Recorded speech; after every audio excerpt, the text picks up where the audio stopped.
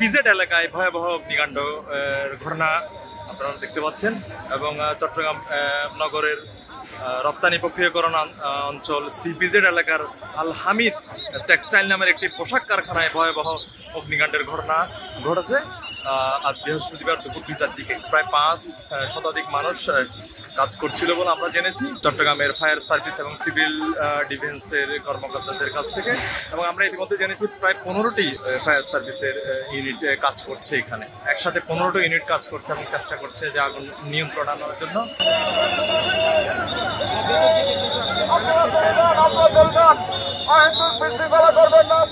তৈরি হয়েছে আপনার মেডিকেলের পোশাকগুলা আর মাথার অ্যাপ্রন গুলো, এগুলো বেশি তৈরি হয়। আর এখানে গার্মেন্টস আরেক উপরে আছে, এখানে ঝুট মানে তোয়ালে যেগুলা বলে তোয়ালি আর কি, মুখ মশা এগুলি।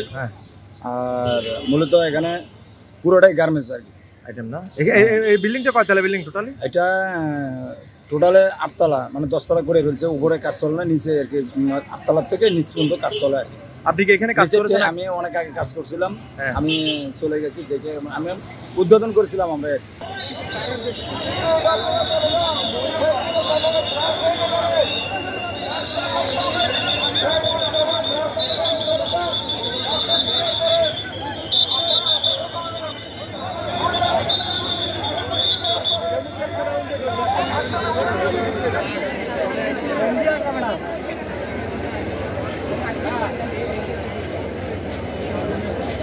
এখানে আমরা দেখতে পাচ্ছি নৌবাহিনী এবং সেনাবাহিনী, ফায়ার সার্ভিস সহ বিভিন্ন দমকল বাহিনী সহ নানান সংস্থার মানুষজনকে আমরা আগুন নেভানোর কাজে নিয়োজিত।